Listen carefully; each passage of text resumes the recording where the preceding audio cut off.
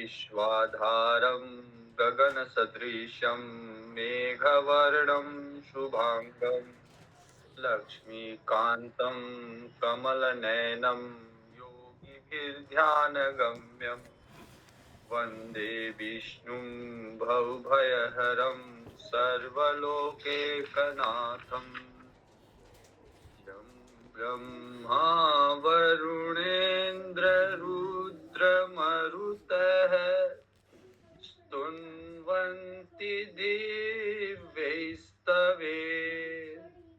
वेदे साङ्गपदक्रमोपनिषदे गायन्ति यं सामगाः ध्यानावस्थिततत्कतेन मनसा पश्यन्ति यं योगिनो यस्यान्तं न विदुषुरासुरगणा देवाय तस्मै नमः देवाय तस्मै नमः। श्रीमद् भगवत गीता के 12वां अध्याय आज हम प्रारंभ करेंगे। श्रीमद् भगवत गीता का अथ द्वादशोऽध्याय। अर्जुन उवाच एवं सततयुक्ता ये भक्तास्त्वां पर्युपासते ये चाप्यक्षरमव्यक्तं तेषां के योगवित्तमाः। 12वां अध्याय है भक्ति योग नामक द्वादशोऽध्याय। तो भगवान ने अर्जुन को अपना विराट स्वरूप दिखाया। तो विराट स्वरूप दिखाने के बाद में भगवान अर्जुन ने प्रार्थना की कि भगवान आपके इस विराट स्वरूप, इस विकराल स्वरूप को, इस मृत्यु रूपी आपके इस रूप को देख के मैं भयभीत हूँ, अब आप सौम्य रूप में प्रकट हो। तो भगवान अर्जुन को दर्शन के देने के लिए चतुर्भुज रूप में, सौम्य रूप में प्रकट हुए।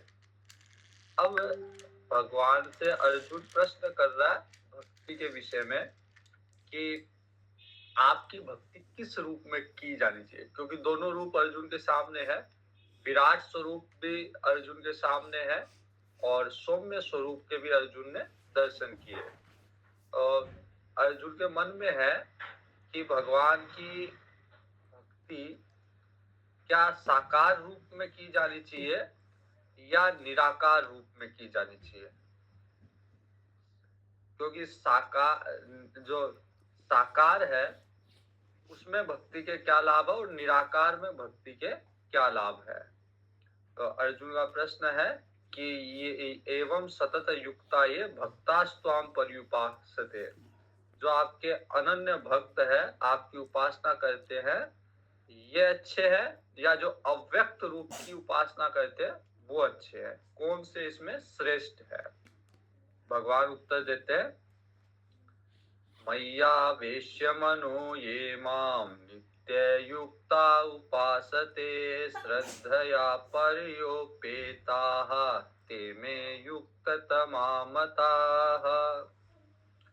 भगवान कहते हैं कि जो एकाग्र होकर निरंतर मेरे भजन में, मेरे ध्यान में लगे हुए हैं, जो भक्त बहुत ही श्रद्धा से मुझे सगुण रूप में मेरा स्मरण करते हैं, सगुण रूप में मुझको ध्याते हैं, ऐसे लोग मेरे को अति प्रिय है। ऐसे योगी मेरे को अति प्रिय है, मतलब जो सगुण साकार रूप की भक्ति करते हैं वो मुझे अति प्रिय है। लेकिन जो निर्गुण की उपासना करते हैं, ये तो अक्षरम निर्देश्यम अव्यक्तम पर्युपासते सर्वत्र गमचिन्त्यं च कूटस्थं अचलं ध्रुवं सन्नियम इन्द्रियग्रामं सर्वत्र समबुद्धयः ते प्राप्नुवन्ति मामेव सर्वभूतहिते रताः। तो निर्गुण की जो उपासना करते हैं, पहले सगुण निर्गुण को थोड़ा समझ लेते हैं कि सगुण क्या है, निर्गुण क्या है। तो इसका सबसे अच्छा उदाहरण है सगुण और निर्गुण का, कि जैसे बिजली है, विद्युत है। विद्युत कई तरह से उत्पन्न होती है। जैसे मान लीजिए विद्युत जल के गिरने से उत्पन्न हुई, या कोयले के जलने से बिजली उत्पन्न हुई।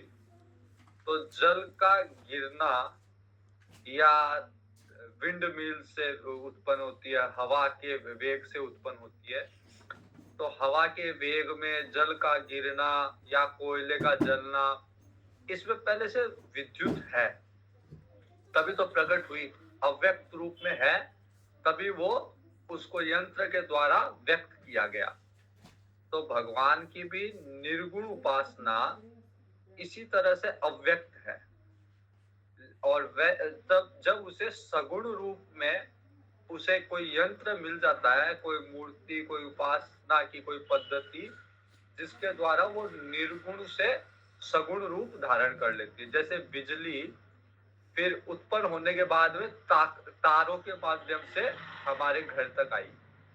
तो तार में जब बिजली है तो वो उसमें गुण है, लेकिन उसका कोई आकार नहीं है, दिखती नहीं है कि तार में आती हुई बिजली दिख नहीं रही। लेकिन अगर उसको छुएंगे या टेस्टर से उसका पता लगाएंगे तो पता चल जाएगा कि इसमें विद्युत है, बिजली है। तो वो सगुण है, उसमें गुण है, लेकिन निराकार है वहां पे। और वही बिजली जब हमारे घर में आ जाती है और बल्ब के माध्यम से, ट्यूबलाइट के माध्यम से प्रकाशित होने लग जाती है, तो वो सगुण भी है और साकार भी है, उसका रूप भी दिखता है उसको, और उसमें गुण भी है। तो ऐसे ही भगवान भी सगुण साकार है। जब भगवान रूप में दिखते भी है और प्रभाव प्रकट भी है, प्रभाव भगवान का, तो वो सगुण साकार है। और सगुण है, गुण है, लेकिन कोई रूप नहीं है, तो वो सगुण है लेकिन निराकार है। और न गुण है न साकार है, न गुण है न रूप है, तब भी भगवान है, लेकिन वो अव्यक्त अवस्था में है, वो निर्गुण निराकार अवस्था में है। तो भगवान कहते हैं कि जो सगुण साकार की उपासना करते हैं, वहां पे मैं प्रत्यक्ष रूप में प्रकट हुआ हूँ, तो वो मेरे को अतिशय प्रिय है। लेकिन जो निर्गुण की उपासना करते हैं वो भी मुझे ही प्राप्त होते हैं। ऐसा नहीं कि जो निर्गुण की उपासना करते हैं वो और कहीं जाते हैं, वो भी मेरे को ही प्राप्त होते हैं। लेकिन निर्गुण की उपासना करने के लिए क्या योग्यता होनी चाहिए कि सर्वे संयम इंद्रिय ग्रामम, सारी इंद्रियों पे उसका नियंत्रण होना चाहिए, तब वो निर्गुण की उपासना के योग्य होगा, कर पाएगा। लोग क्या करते हैं कि सगुण की निंदा करने लग जाते हैं, लेकिन निर्गुण की उपासना की योग्यता भी नहीं है, निर्गुण की उपासना जानते भी नहीं है, और फिर भी सगुण की निंदा करते हैं। जबकि निर्गुण की जो वास्तव में उपासना करता है, वो उपासना सगुण से कठिन है। इसलिए वो व्यक्ति कभी भी किसी की निंदा नहीं करता, क्योंकि निर्गुण की उपासना के पहले संयम इंद्रिय ग्रामम, उसको अपनी सारी इंद्रियों पे को नियंत्रित करना पड़ेगा। सर्वत्र संबुद्धये, हर जगह उसको समान समान बुद्धि रखनी पड़ेगी निर्गुण की उपासना करने वाले को। और सर्वभूत हिते रताहा, सारे जीव मात्र के हित में कार्य करना पड़ेगा। तो 3 योग्यता निर्गुण की उपासना की है, इसलिए सगुण को आसान बताया गया है।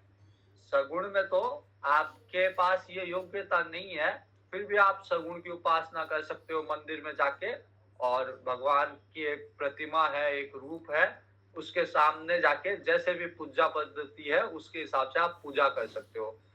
मन अगर साफ नहीं है, मन में सर्वत्र संबुद्ध है नहीं है, सब जगह समान बुद्धि नहीं है आपकी, सब सर्वभूत हिते रता भी नहीं हो, सबके हित में कार्य भी नहीं कर रहे हो, संयम इंद्रिय ग्रामम भी नहीं है, सारी इंद्रियों पे आपका नियंत्रण भी नहीं है, फिर भी आप सगुण की उपासना कर सकते हो। मंदिर में गए, प्रसाद लिया, प्रसाद चढ़ा दिया, प्रसाद पा लिया, मंदिर की जो घंटी बजा दी, आरती कर ली, तो ये सगुण उपासना कर ली आपने। न तो इंद्रियों पे नियंत्रण, न सर्वत्र सब जगह समान बुद्धि, और न सर्वभूत हिते रता, सब में सबके हित में कार्य कर रहे हो। लेकिन निर्गुण उपासना के लिए ये तीनों आवश्यक शर्त है, इनके बिना निर्गुण उपासना नहीं हो सकती। और ये तो अक्षरम अनिर्देश्यम, जो निर्गुण की उपासना करते हैं, सर्वत्र गम चिंत्यम च कूटस्थम अचलम ध्रुवम, तो वो एक रस रहने वाले भगवान की नित्य अचल निराकार अविनाशी पर ब्रह्म की निरंतर एक ही भाव से ध्यान करते हैं। तो सगुण से ज्यादा निर्गुण की उपासना अधिक कठिन है। साधु, ज्यादातर जितने भी साधु होते हैं वो निर्गुण की उपासना करते हैं, वो भगवान के प्रणव उपासना करते हैं, भगवान की निर्गुण स्वरूप की उपासना करते हैं। जब साधु समाज में आते हैं तो वो सगुण की, जैसे लोग प्रचलन में है वैसे सगुण का सम्मान करते हैं, लेकिन अगर उपासना की दृष्टि से देखा जाए तो वो निर्गुण की उपासना करते हैं। लेकिन विरोध नहीं है उनका किसी से। अगर कोई सगुण की उपासना कर रहा है, कोई मंदिर में कोई हनुमान जी की पूजा कर रहा है, कोई देवी की पूजा कर रहा है, कोई राम जी की, कोई कृष्ण भगवान की, तो वो उसे प्रोत्साहित करते हैं। वो ये नहीं कहते कि ये इसकी मत करो, निर्गुण बड़ा है, निर्गुण श्रेष्ठ है। उनको पता है कि सगुण से ही निर्गुण में पहुंचेगा। जब तक सगुण की उपासना नहीं करके मन शुद्धि नहीं करेगा, क्योंकि निर्गुण के लिए 3 कंडीशन देती, 3 आपको योग्यता करनी है कि सर्वभूत हिते रता होना है, सर्वत्र संबुद्ध होना है, सर्वे संयम इंद्रिय ग्रामम होना है। अब ये शुरू में होगा नहीं, तो शुरू में प्रारंभ के स्तर पे जब सगुण की उपासना करोगे, किसी एक देवी देवता की उपासना करोगे, उससे फिर ये चीजें बढ़ती जाएगी। उससे मन साफ होगा, मन शुद्ध होगा। मन शुद्ध होने के बाद में आप में निर्गुण की उपासना की योग्यता आ जाएगी। इसलिए भगवान ने कहा है कि क्लेशोधिकतरस तेषाम अव्यक्तासक्त चेतसाम, कि निर्गुण की उपासना करना थोड़ा कठिन है, क्लेश है उसमें। सगुण की उपासना करना बड़ा साधारण है। कोई नाच भी रहा है, कोई गा भी रहा है, कोई भजन गा रहा है, कोई भजन सुना रहा है भगवान को, और कुछ नहीं तो प्रसाद ही खा रहा है। तो सगुण की उपासना करना, सगुण के साथ मन को लगाना बड़ा आसान है। जैसे मैं कहूं कि भगवान का ध्यान करो, तो जिसका जो इष्ट देवता है, हनुमान जी अगर कोई इष्ट देव है तो हनुमान जी का ध्यान करना बड़ा आसान है। कि हनुमान जी ने पर्वत हाथ पे उठा रखा है, हनुमान जी के एक हाथ में भाला है, और हनुमान जी का जो रूप है उसका ध्यान बड़े आसानी से हो जाएगा। लेकिन मैं कहूं कि निर्गुण का ध्यान करो, तो अब निर्गुण के बारे में क्या है ध्यान करने के लिए, मतलब आपका दिमाग वहां तक जाएगा ही नहीं कि निर्गुण ब्रह्म है। अगर कुछ देर के लिए सोचो भी तो भी वो मन टिकेगा नहीं वहां पे। इसलिए भगवान ने कहा है क्लेशोधिकतरस तेषाम अव्यक्तासक्त चेतसाम। अव्यक्त की उपासना में थोड़ा कष्ट है। अव्यक्ता ही गतिर दुखम देहवत भीरवाप्यते, क्योंकि हमारी बुद्धि में देह भावना, देहाभिमान है, अहंकार है। अभी जब तक देहाभिमान होगा, अहंकार होगा, हम अव्यक्त तक पहुंच नहीं पाएंगे। इसलिए अव्यक्त तक पहुंचना देहाभिमानियों के लिए, जिसमें देह बुद्धि है, जिसमें यह बुद्धि है कि मैं शरीर हूं, तो उसके लिए कठिन है, उसके लिए दुख पूर्वक है। और निराकार ब्रह्म में आसक्त चित्त वाले पुरुषों के लिए थोड़ा सा विशेष परिश्रम है, जबकि सगुण की उपासना सरल है उनके लिए। क्योंकि जैसा जैसा मेरी देह है, मैं समझता हूँ कि भगवान की भी वैसी देह है। जैसा मैं काम कार्य करता हूँ, भगवान भी लीला में जब अवतार लेके आते हैं एकदम मनुष्य की तरह कार्य करते हैं। मनुष्य की तरह उनको सुख होता है, दुख होता है, जैसे मनुष्य कार्य करता है भगवान भी। तो वो आसानी से अपने आप को भगवान के साथ भगवान के साथ जोड़ सकता है।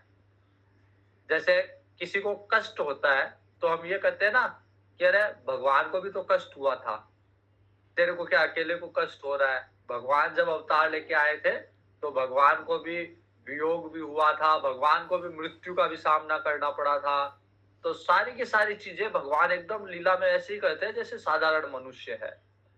तो भगवान की उन लीलाओं का ध्यान करना आसान है बनिस्पत कि आपको कोई एक ब्रह्म है जो सर्वत्र है, तो सब जगह दिखता नहीं हम लोगों को, क्योंकि हमारा देहाभिमान है। तो हमको सर्वत्र कह तो दिया कि सर्वत्र ब्रह्म है, सर्वत्र भगवान है, सब जगह है, लेकिन वो दिखेगा नहीं। उसकी एक कल्पना करनी आसान है कि राम जी है, धनुष बाण लिए हुए हैं, साथ में लक्ष्मण जी है, सीता जी है। तो वो कल्पना करना आसान है, लेकिन निर्गुण को देखना मुश्किल है। अनन्येनैव योगेन माम ध्यायन्त उपासते। तो भगवान कहते हैं कि इससे बढ़िया है कि मेरे परायण होके संपूर्ण कर्मों को मेरे में समर्पित करके और मेरी उपासना करता है, मेरा ध्यान करता है, वो ज्यादा अच्छा है। तो जो अनन्य रूप से मेरे में ध्यान करता हुआ, मेरे में लगा हुआ है, उसको मैं उद्धार कर देता हूँ। सामान्य नियम ये है, 7वें अध्याय में आया था, भगवान कहते हैं उद्धरेत आत्मनात्मानम ना आत्मानम अवसादयेत, कि अपना उद्धार स्वयं करो, जैसा कर्म करोगे उसका फल मैं वैसा दे दूंगा। अच्छा करोगे अच्छा, बुरा करोगे बुरा। तो अपना उद्धार स्वयं करो, इस संसार से मैं कुछ नहीं कर सकता। जैसा कर्म करोगे वैसा आपको फल भुगतना पड़ेगा।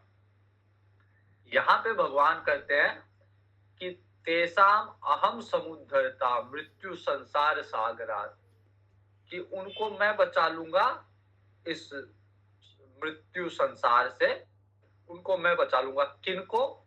अब जब कहा है कि सामान्य नियम तो ये है कि अपना उद्धार स्वयं करें, यहाँ पे कहा है कि उनको तो मैं बचा लूंगा इस संसार सागर से। तो अब सवाल ये है कि किनको? जब कहा कि उनको मैं बचा लूंगा तो स्वाभाविक रूप से प्रश्न है कि किनको बचा लेंगे। तो अनन्य नेव योगेन माम ध्यायन्त उपासते, जो अनन्य रूप से मेरा ध्यान करेंगे उसको मैं बचा लूंगा। बाकी सब अपना अपना उद्धार स्वयं करेंगे, लेकिन जो अनन्य रूप से मेरी उपासना करेगा उनको मैं बचा लूंगा। अब महत्वपूर्ण यहाँ पे ये हो गया कि अनन्य क्या है। जब भगवान ने कहा कि जो अनन्य रूप से मेरी उपासना करेगा उनको मैं बचा लूंगा, तो महत्वपूर्ण ये हो गया कि अनन्यता की परिभाषा ढूंढे कि अनन्य कौन हुआ। भगवत गीता में अनन्य शब्द का प्रयोग अनेक बार मिलेगा, लेकिन परिभाषा नहीं मिलेगी अनन्य की। और अनन्य की परिभाषा रामचरितमानस में है। रामचरितमानस में भगवान कहते हैं, सो अनन्य जाकी असी मति न टरई हनुमंत, मैं सेवक सचराचर रूप स्वामी भगवंत। भगवान हनुमान जी को कहते हैं कि हनुमान मेरा अनन्य भक्त वो है, सो अनन्य जाकी असी मति न टरई भगवंत, टरई न हनुमंत, कि उसकी एक ये बुद्धि कभी नहीं टलती, मतलब वो निश्चयात्मक बुद्धि है उसकी कि मैं सेवक, मैं तो सेवक हूं, और ये चराचर जो विश्व है, चराचर जो संसार है, वो मेरे ही स्वामी का रूप है। उसकी दृढ़ दृढ़ बुद्धि है कि चराचर संसार मैं सेवक सचराचर रूप स्वामी भगवान। तो इस संसार को भगवान का रूप मान के उसकी सेवा जो करता है वो भगवान का अनन्य भक्त है। और जो ऐसा करता है उसको भगवान कहते हैं कि उसको मैं बचा लूंगा। अब ये जो परिभाषा हम लेंगे तो इसमें दोनों आ गए, सगुण भी आ गए और निर्गुण भी आ गए। सगुण वाला सारे विश्व को भगवान का रूप देख रहा है, जैसे रामचरितमानस में आया सिया राम मैं सब जग जानी, वो भगवान राम के रूप में, माता सीता के रूप में संपूर्ण विश्व को, संपूर्ण संसार को देख रहा है। यहाँ पे गीता जी में आया वासुदेव सर्वम, सब सब में भगवान वासुदेव का रूप देख रहा है। और जो निर्गुण वाला है वो कोई रूप नहीं देख रहा, लेकिन फिर भी वो संसार में क्या कर रहा है, सर्वत्र संबुद्ध है, सब में समान बुद्धि है उसकी, सर्वभूत हिते रताः, सबके हित में कार्य कर रहा है, संयम इंद्रिय ग्रामम, अपनी इंद्रियों पे नियंत्रण कर रखा उसने। जबकि जो सगुण उपासक है वो इंद्रियों पे नियंत्रण नहीं करेगा, लेकिन अपने मन बुद्धि इंद्रिया सब भगवान के अर्पित कर रखी है उसने। तो मूल जो अंतर है, बात एक ही है, लेकिन मूल जो अंतर है कि निर्गुण वाला अपने बल पे सारा कार्य करेगा, खुद इंद्रियों पे नियंत्रण करेगा, खुद सारी जगह सर्वत्र संबुद्ध करेगा, सर्वभूत हिते रता, सबके हित के लिए खुद कार्य करेगा। और जो सगुण साकार की उपासना वाला है वो करेगा यही सारी चीजें, लेकिन वो भगवान के भरोसे करेगा, उसकी सारी चीजें भगवान को अर्पण होगी। वो अगर बुद्धि पे नियंत्रण भी कर रहा है तो वो बोलेगा भगवान की कृपा से हो रहा है, इंद्रियों पे नियंत्रण भी है तो बोलेगा भगवान की कृपा से हो रहा है। उसका ऐसा दृढ़ विश्वास है कि भगवान ही करा रहे हैं, सबका, कोई का हित भी कर रहा है, कोई की भलाई भी कर रहा है, तो वो ये बोलेगा मैं नहीं हूं करने वाला, भगवान करा रहा है। तो निर्गुण वाला अपने बल पे कर रहा है और सगुण वाला भगवान के बल पे कर रहा है, कर रहे एक ही चीज है, तीनों सबके हित के लिए काम कर रहा है। निर्गुण वाला इस ज्ञान के साथ सबके हित के लिए कार्य कर रहा है, और सगुण वाला सबको भगवान का रूप मान के और सबके हित के लिए कार्य कर रहा है। तो जो अनन्य भक्त है सब में भगवान का रूप देखता है और सबकी सेवा करता है, भगवान कहते हैं तेसाम अहम समुद्धरता, उनको मैं इस मृत्यु संसार से मैं उनको बचा लूंगा। भवामि न चिरात् पार्थ मय्यावेशित चेतसाम।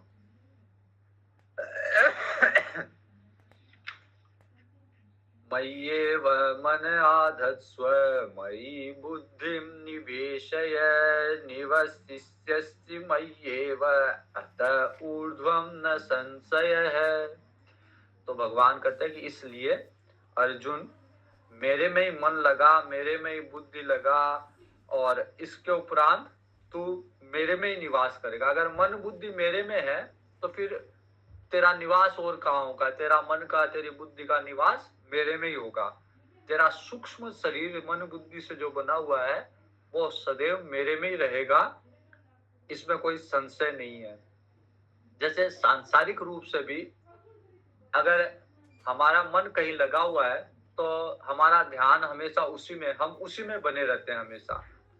तो भगवान में अगर मन बुद्धि लगी हुई है तो फिर भगवान में ही बने रहेंगे, हम उसी में निवास करें, कम से कम बुद्धि से मन से हम वही निवास करेंगे। अथ चित्तम समाधातुम न शक्नोषि मयि स्थिरम। लेकिन जब मन और बुद्धि को लगाने की बात आती है तो सबसे पहला जवाब यही होता है कि मन बुद्धि लगते नहीं है। तो भगवान को पता था कि अर्जुन ये बोलेगा, या अर्जुन नहीं हम सब यही बोलेंगे कि भगवान आपने कह तो दिया मन को लगा, बुद्धि को लगा, लेकिन ये लगता नहीं है मन और बुद्धि। तो भगवान कहते हैं कि अगर नहीं लग रहा तो फिर क्या करो, अभ्यास योगेन ततो माम इच्छाप्तुम धनंजय, उसका अभ्यास करो, अभ्यास करके मुझे प्राप्त करने की इच्छा करो। भगवान जानते हैं कि ये फिर बहाना लगाएंगे कि अभ्यास भी नहीं हो रहा, और भगवान क्या सारी शंकाओं का स्वयं निराकरण कर रहे हैं। भगवान कहते हैं अच्छा अभ्यास भी नहीं होता तो अभ्यास से समर्थोसी, अभ्यास करने पे भी समर्थ अगर नहीं है कोई तो मत कर्म परमो भव, मेरे लिए कर्म कर, कि जो कर्म कर रहा है या कर्म करने की जो इच्छा है वो मेरे लिए कर।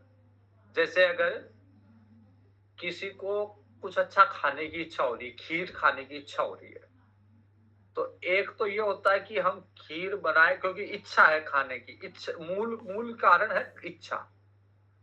तो इच्छा है, तो हम अपने लिए बनाएँ और खा लें। एक ये है कि खीर खाने की इच्छा हो रही है, लेकिन फिर भी उसमें भगवत चिंतन है, भगवान के प्रति उसमें समर्पण बुद्धि है, तो वो कहेगा कि खीर बनाते हैं भगवान के भोग के लिए। बना रहा है, खीर ही बना रहा है, लेकिन बना रहा भगवान के लिए है। भोग लगाएगा, फिर प्रसाद रूप में ग्रहण कर लेगा। तो भगवान कहते हैं कि अगर मन बुद्धि नहीं लग रहा, तो मेरे लिए कर्म कर। मंदिर जा, कहीं तीर्थ यात्रा में जा, ये जितने भी कर्म है, यज्ञ कर, दान कर, पुण्य कर, जप कर, जितने भी कर्म है मेरे लिए कर। कोई कहता है कि ये भी नहीं होता। कहां से शुरू हुए थे भगवान? कि मन बुद्धि मेरे में लगा, अगर नहीं लग रहा अभ्यास कर, अभ्यास मुझे प्राप्त करने का अभ्यास कर, अभ्यास करके मन बुद्धि लगा, वो भी नहीं हो रहा तो मेरे लिए कर्म कर, मंदिर जा, मेरा स्वरूप समझ के किसी की सेवा कर, मेरे लिए दान दे, मेरे लिए तीर्थ यात्रा कर, मेरे लिए कर्म भी नहीं होता, तो फिर मदर्थम अपि कर्माणि कुर्वन् सिद्धिम अवाप्स्यसि। मेरे लिए कर्म करेगा तो तुरंत सिद्धि प्राप्त होगी। और अगर वो भी नहीं हो रहा, तो फिर जो कर्म कर रहा है वो मेरे को अर्पण कर दे। अथे ततप्यसक्तोषि कर्तुं मद्योगमाश्रितः सर्वकर्म फल त्यागम ततः कुरु यतात्मवान। तो जो भी कर्म कर रहा है वो मेरे को अर्पित कर दे। जैसे अगर कोई कोई जैसे मान लीजिए कोई गृहस्थी है और उसको अपनी गृहस्थी चलानी है, तो भगवान के अर्पित कर दे वो काम, कि मैं अपनी कर रहा, जैसे माता पिता की सेवा कर रहा हूँ, लेकिन उनको भगवान का रूप मान के कर रहा हूँ। या शिक्षक है, पढ़ा रहा हूँ, या सैनिक है, देश की सेवा कर रहा हूँ, देश की रक्षा कर रहा हूँ, लेकिन भगवान का कार्य समझ के ही कर रहा हूँ। तो जो कर्म कर रहा है वो भगवान को अर्पित कर दो। और वो भी नहीं हो रहा, तो फिर कर्म फल का त्याग कर दो। फिर ये इच्छा मत करो कि मुझे ऐसा ही मिलना चाहिए, जो भी मिल गया उसे स्वीकार कर लो। कर्म फल क्या मिलेगा इसकी चिंता ना करो। सर्व कर्म फल त्यागम ततः कुरु यथात्मवान। सब तरह के कर्मों के फल का त्याग कर दो। फिर ये जिद मत रखो कि मैं ऐसा कर्म कर रहा हूं, मेरे को ऐसा फल मिलना चाहिए। फल में आसक्ति नहीं, जो फल मिल गया उसमें संतुष्ट रहो। श्रेयो हि ज्ञानम अभ्यासात ज्ञानात ध्यानम विशिष्यते ध्यानात कर्म फल त्याग त्यागात शांति अनंतरम। तो कर्म फल के त्याग से तुरंत शांति मिल जाएगी। क्योंकि हमको शांति क्यों नहीं मिलती?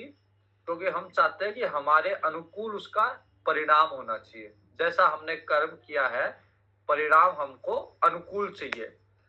लेकिन अनुकूल प्रतिकूल में दोनों जगह के लिए हम तैयार रहे, कि अनुकूल आया तो भी तैयार है, प्रतिकूल आया तो भी तैयार है, तो हमारी बुद्धि समता में स्थापित हो जाएगी।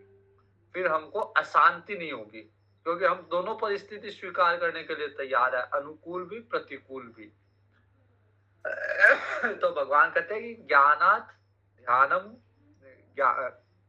श्रेयो ही ज्ञानम अभ्यासात और ज्ञानात ध्यानम विशिष्यते। अभ्यास करे बार बार, इससे अच्छा ज्ञान है।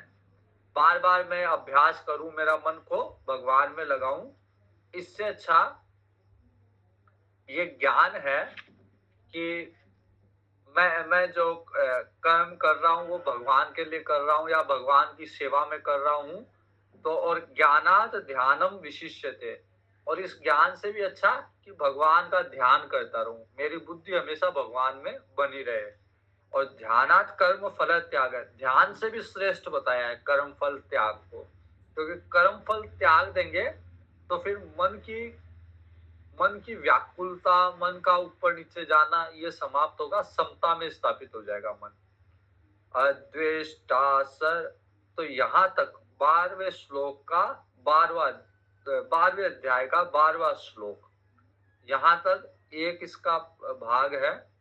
अब 13वें से लेके 20 तक भक्त के लक्षण बताए गए हैं कि भक्त कैसा होता है। 13वें श्लोक से और 20वें श्लोक तक इस अध्याय में 20 श्लोक है, तो 13वें श्लोक से 20वें श्लोक तक भक्त के लक्षण क्या होते हैं, भक्त कैसा होता है, ये बताया गया है।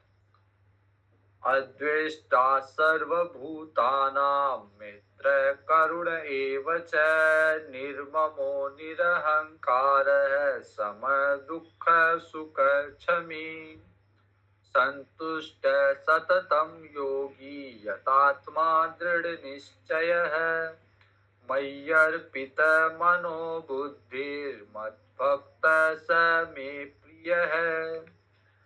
भगवान कहते हैं वो भक्त मेरे को प्रिय है जो अद्वेष्टा सर्वभूतानां, किसी भी भूत से, किसी भी प्राणी से द्वेष ना रखे। तो भक्त का यही लक्षण है, क्योंकि भक्त जो है सब में भगवान के दर्शन कर रहा है, तो द्वेष किससे रखेगा।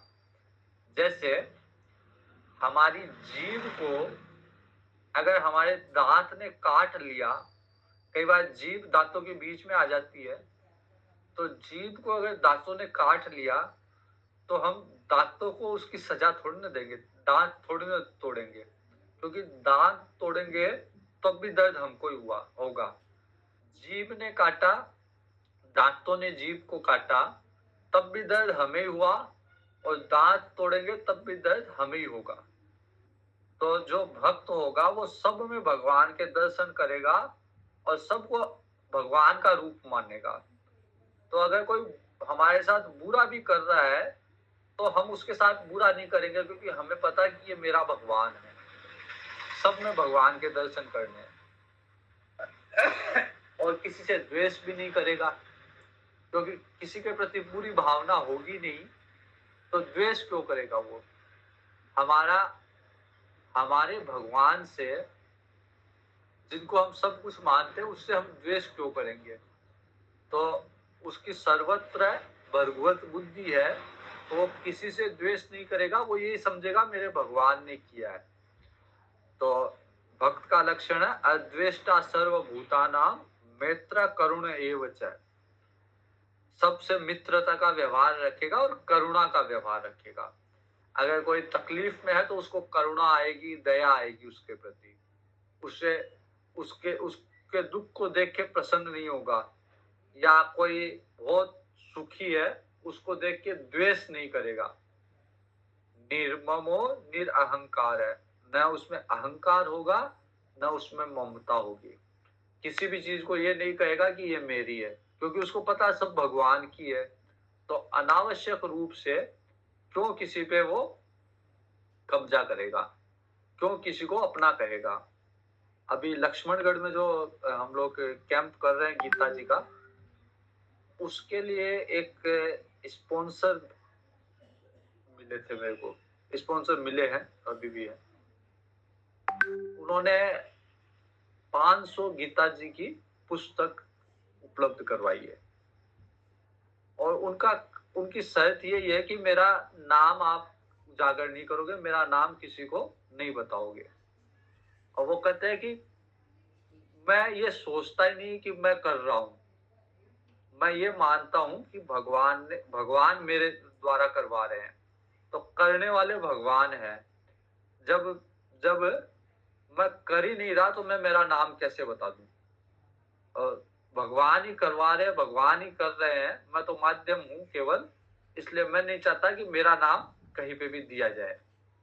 तो जो भक्त होगा उसका यही लक्षण होगा कि वो सब कुछ करेगा, लेकिन वो ये मानेगा कि सारा काम भगवान कर रहा है, तो उसमें फिर नाम की चाहत नहीं रहेगी, उसमें ये इच्छा नहीं रहेगी कि मैं कुछ कर रहा हूं तो मेरा नाम आना चाहिए, सबको पता लगना चाहिए मैं कर रहा हूं।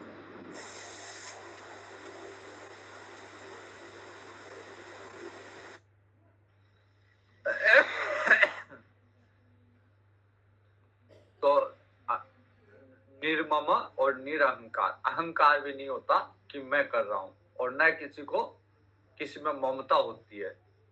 अगर कोई संपत्ति उससे छिन जाती है तो उसको दुख नहीं होता, क्योंकि वो इस प्रारंभ से ये मानता ही नहीं है कि ये मेरी थी।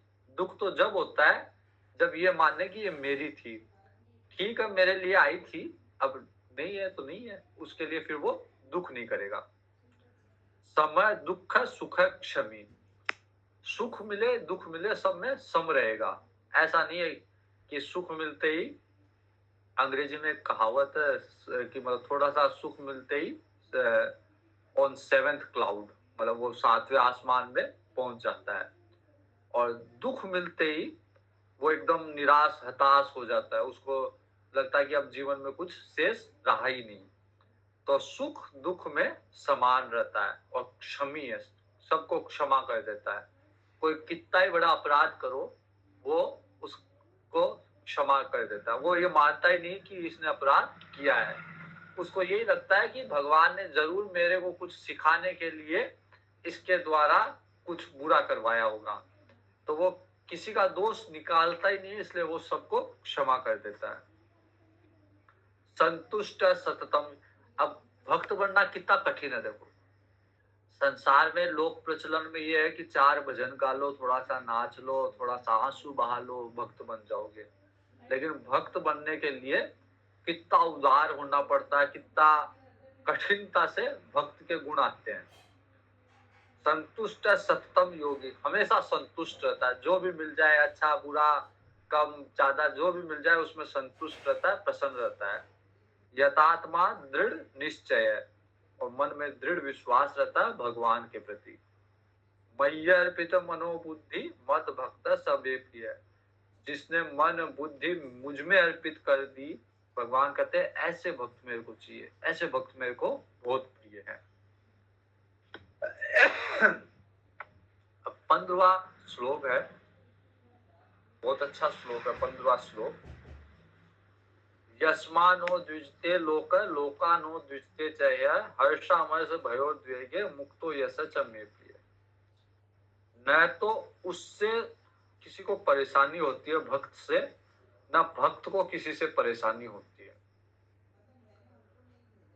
इतना उदार है ये भक्त कि कोई इसका बुरा भी करेगा, कोई इसको परेशान भी करेगा, तो ये उसको सहन कर जाएगा, वो उसको लगेगा ही नहीं कि ये परेशान कर रहा है, और वो चला के किसी को परेशान करेगा नहीं। जिस जहां भी जाएगा वहां के नियम कानून सब पालन करेगा, और अपनी तरफ से किसी को कष्ट नहीं देगा, तो कोई इससे परेशान होंगे नहीं, और कोई इसको परेशान कर रहा है तो वो सब सहन कर लेगा। इतना उदार इतना महान है भक्त। एक बार मैं एक स्वामी जी के पास गया था, तो उनको किसी ने कुछ पूछा था, और उन्होंने उसके उत्तर में, स्वामी जी संवित सोमगिरी जी थे बीकानेर में स्वामी जी, उसके उत्तर में उन्होंने कहा था कि सहनम सर्व दुखानाम अप्रतिकार पूर्वकम, कि सब सारे दुखों को बिना प्रतिकार के सहन करना चाहिए। ये विवेक चूड़ामणि की परिभाषा है तितिक्षा की। फिर उन्होंने कहा कि सन्यासी को साधु को तो अन्याय भी सहन कर लेना चाहिए, अन्याय में भी प्रतिकार नहीं करना चाहिए। गृहस्थी को अन्याय नहीं सहन करना चाहिए, लेकिन जो साधु है, जो सन्यासी है, उसको तो अन्याय का भी प्रतिकार नहीं करना चाहिए, उसको भी सहन करना चाहिए। तो सहनशीलता भक्त में, साधु में, सन्यासी में इतनी अधिक होती है कि कोई परेशान करना चाहे तो भी वो परेशान नहीं होता उससे। हर्षामर्ष भयोद्वेगे मुक्तो यश च मे प्रिय, तो जो हर्ष से, अमर्ष, अमर्ष मतलब दूसरों की उन्नति, जलन नहीं होती उसको दूसरों की उन्नति देख के, तो हर्ष से, जलन से, भय से, उद्वेग से, इनसे मुक्त होता है। ना उसको भय होता है किसी से, ना उसको, क्योंकि उसने किसी का बुरा नहीं किया, वो किस लिए डरेगा। उसको पता है कि मेरी रक्षा भगवान करेंगे, तो वो किसी से डरता नहीं है। न किसी से भय लगता है, न किसी से उसको हर्ष होता है, न किसी से जलन होती है, न कहीं उद्वेग होता है उसको। बहुत सारे जैसे भक्तों के हम कई बार सुनते हैं, ज्ञानियों के, भक्तों के चरित्र सुनते हैं कि कई जने उन पे पत्थर भी मारते हैं तो भी वो कुछ नहीं करते, वो सहन कर जाते हैं सब कुछ। तो उद्वेग, किसी तरह का उद्वेग, क्रोध, काम ये नहीं आता उनमें। अनपेक्ष शुचिर दक्ष उदासीनो गत व्यथः सर्वारंभ परित्यागी यो मद भक्त समे प्रिय है। अनपेक्ष, उसको किसी से अपेक्षा नहीं है। वो ये अपेक्षा, ये आकांक्षा नहीं करता कि कोई मेरी सहायता कर दे। अगर आकांक्षा अपेक्षा करेगा तो भी भगवान से करेगा, किसी व्यक्ति से नहीं करेगा।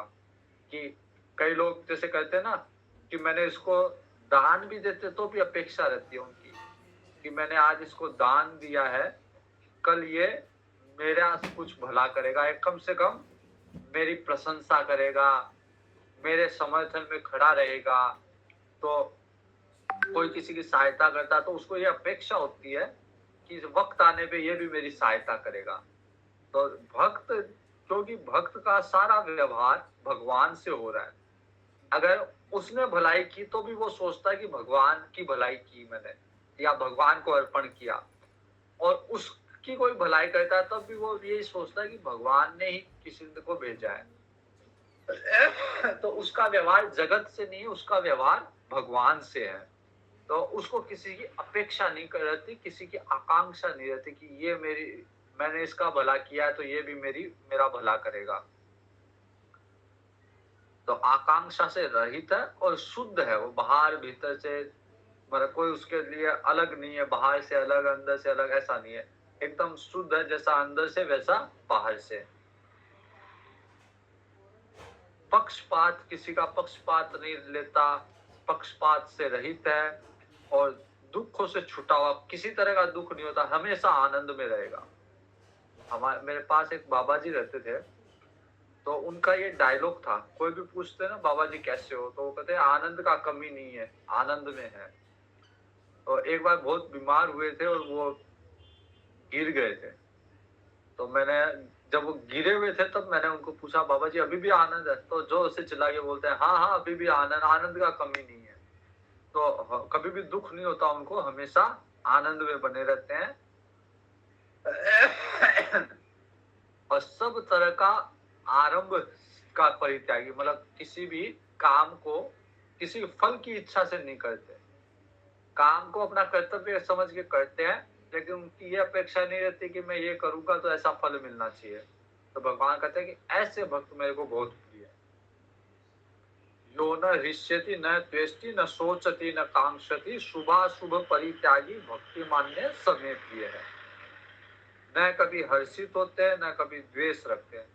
जैसे भगवान राम को कहा गया कि आपको राज्य तिलक दिया जाएगा, तो भगवान राम हर्षित नहीं हुए, और फिर दूसरे ही क्षण कहा गया कि आपको वनवास दिया जा रहा है, तो उनके मन में द्वेष नहीं हुआ कि वनवास क्यों दिया जा रहा है, कल तो राज तिलक दिया जा रहा था। तो उनमें न कभी हर्षित, न हृष्यति न द्वेष्टि, न हर्षित होते न द्वेष होता है, न सोचती न कांक्षति, न उनमें शोक उत्पन्न होता है, न चिंता होती है, न कोई कामना उत्पन्न होती है उनमें। शुभ अशुभ परित्यागी, शुभ अशुभ दोनों तरफ के कर्म को मन से उन्होंने त्याग दिया, क्योंकि शुभ कर्म करोगे पुण्य मिलेगा, स्वर्ग तक जाओगे, अशुभ कर्म करोगे पाप मिलेगा, नरक में जाओगे। अब वो मोक्ष मार्गी है, वो शुभ अशुभ से दोनों से ऊपर उठ गया, उसको न स्वर्ग में जाना न नरक में जाना, उसको मुक्त होना है, मोक्ष भगवान के पास जाना उसको। तो पुण्य और पाप में भी उसका तात्पर्य नहीं रहेगा, वो उससे भी ऊपर उठ गया। भगवान कहते हैं ऐसे भक्त मेरे को अतिशय प्रिय हैं। सम शत्रु च मित्रे च तथा माना अपमान यो शीतोष्ण सुख दुखेषु सम संग विवर्जित है। शत्रु हो मित्र हो, सब में समान रहते हैं। कहीं अगर शत्रु पक्ष का भी भला करना हो, उसको लगे कि मेरे कार्य से शत्रु पक्ष का भी भला होगा, वो कर देता है। जैसे रामचरितमानस में अंगद जी को भगवान भेजते हैं रावण को समझाने के लिए, दूत बना के भेजते हैं। भगवान कहते हैं कि अंगद ऐसी बात करना कि हमारा तो कार्य हो जाए और रावण का भला हो जाए, कल्याण हो जाए उसका। तो शत्रु का भी कल्याण चाहते हैं ऐसे भक्त। शत्रु और मित्र में कोई अंतर नहीं रहता, सबका सबका हित, सबका कल्याण चाहते हैं। मान अपमान में समान रहते हैं, कोई मान करे सम्मान करे, कोई अपमान करे, सब में समान। अपमान करने वाले को कभी श्राप नहीं देते और मान करने वालों की कभी प्रशंसा नहीं करते। शीतोष्ण सुख दुख सुख, बाहर के चाहे सर्दी हो चाहे गर्मी हो, सबको सहन करते हैं। अब ऐसा नहीं है कि जैसे सर्दी है तो ऐसा नहीं है कि वो कंबल नहीं ओढ़ेंगे, या गर्मी है तो ऐसा नहीं है कि पंखा नहीं चलाएंगे। लेकिन अगर कोई साधन नहीं है तो कोई तो ये संताप करने लग जाता है, बहुत गर्मी है, बहुत गर्मी है, बहुत गर्मी है। वो ऐसे संताप नहीं करेंगे, वो उसको सहन होने लायका तो सहन कर लेगा, नहीं होने लायका कुछ साधन कर सकता तो कर लेगा साधन, लेकिन उसका ढिंढोरा नहीं पिटेगा, उसके लिए संताप नहीं करेगा। इसी तरह सुख दुख में समान रहेगा। बहुत कई लोग थोड़ा सा दुख आते ही रोने पीटने ज्यादा लग जाते हैं, मैं तो दुखी हो गया, मैं तो दुखी हो गया, बहुत दुख है, बहुत दुख है। और सुख होते ही वो वैसे करने लग जाता है कि बहुत मेरे जितना सुखी। कोई एक मेरे को मिला था व्यक्ति, वो कहता था मेरे सातों सुख है मेरे पास, जबकि वास्तव में किसी के पास संसार में सातों सुख हो ही नहीं सकते। तो जो थोड़ा सा सुख मिलते ही बहुत ज्यादा सुख महसूस करने लग जाए, थोड़ा सा दुख मिलते ही बहुत ज्यादा दुखी महसूस करने लग जाए, भक्त ऐसा नहीं करेगा, दोनों में समान रहेगा। और संग विवर्जित है, कहीं पे भी उसको आसक्ति नहीं होगी, आसक्ति से मुक्त रहेगा, सारी चीजों को रखेगा, घर भी रहेगा, परिवार भी रहेगा, संपत्ति भी रहेगी, सबसे व्यवहार भी करेगा, सबका संपत्ति का उपयोग भी करेगा, लेकिन आसक्ति नहीं है।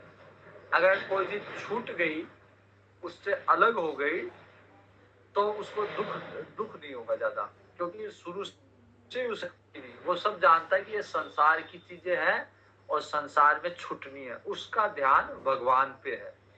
तो संसार में रहते हुए ध्यान भगवान में है।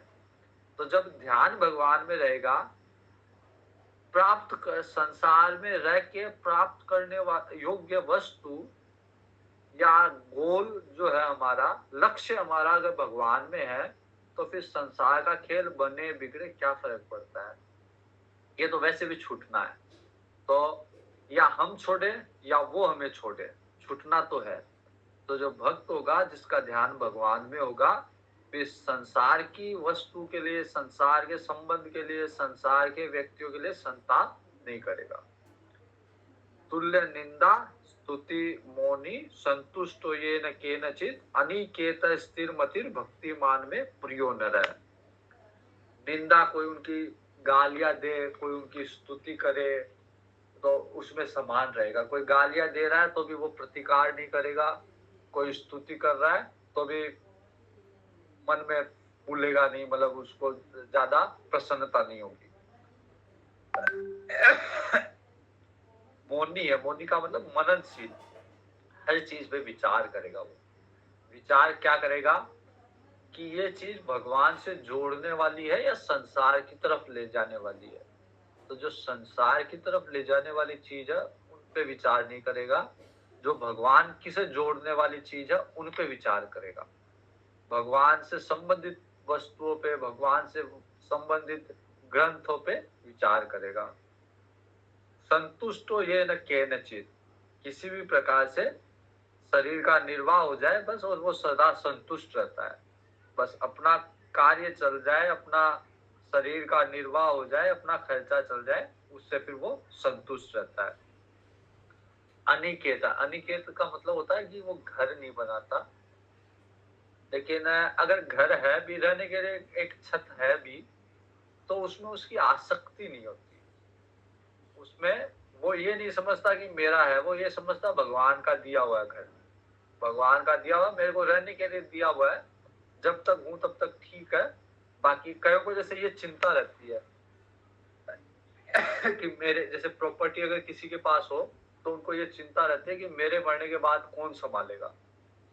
भगवान का भक्त जानता है कि ये मेरी थी नहीं, प्रारंभ से मेरी नहीं थी। अगर कोई घर भी है, कोई संपत्ति है, वो भगवान की है तो भगवान ही जाने।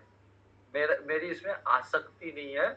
तो घर में, संपत्ति में अनिकेत है, वो उसका कोई आसक्ति नहीं है।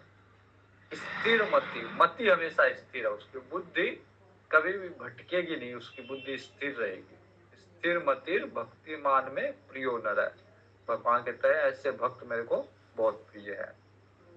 ये तु धर्म्यामृतम इदम यथोक्तम पर्युपासते श्रद्धाना मत परमा भक्तास्तेतीव में प्रिया। जो श्रद्धा से युक्त पुरुष मेरे परायण होके, ये जो मैंने बातें कही है, जो ये अमृतमय बातें हैं, निष्काम प्रेम की बात जो मैंने कही है, उसका सेवन करेगा, उसको अपनाएगा, वो मेरे को अतिशय प्रिय है। भगवान कर रहे हैं। तो इस तरह हमने इस अध्याय में सगुण और निराकार का रूप समझा, उनकी उपासना, उनका महत्व समझा। फिर भगवान को कैसे प्राप्त किया जाए, ध्यान लगा के, मन बुद्धि को भगवान में लगा के, भगवान के निमित्त कर्म अभ्यास करके, अभ्यास से भी अगर नहीं हो तो भगवान के निमित्त कर्म करके, भगवान के निमित्त कर्म नहीं कर रहे तो जो कर्म कर रहे वो भगवान को अर्पित कर दो। उससे भी वो भी नहीं हो रहा तो फिर कर्म फल की इच्छा ना करो। तो इस तरह से भगवान को कैसे प्राप्त किया जा सकता है, और जिसने प्राप्त कर लिया उस भक्त के लक्षण क्या होंगे, ये हमने 12वें अध्याय में देखा। इस अध्याय का अनुभव है, और सबसे छोटा, संक्षिप्त और सबसे महत्वपूर्ण अध्याय है। अगर इसका नित्य पाठ किया जाए तो भगवान की कृपा अवश्य उस पर रहेगी, और गीता अच्छे से समझ में आएगी उसको। गीता का क्या सार है, भगवान की कृपा रहेगी, साथ साथ गीता जी की कृपा रहेगी। गीता जी की कृपा होने का अर्थ ये है कि उसके जीवन में उसका व्यवहार गीता जी के अनुकूल होने लग जाएगा। अगर नित्य को इसका पाठ करे इस अध्याय का, तो उसके हर उसका निर्णय, हर उसका डिसीजन गीता जी के अनुरूप होगा। तो इसी के साथ यह अध्याय पूरा हुआ। 13वां अध्याय हम कल देखेंगे। ओम पूर्णमद पूर्णमिदं पूर्णात् पूर्णमुदच्यते पूर्णस्य पूर्णमादाय पूर्णमेवावशिष्यते। ओम शांति शांति शांति।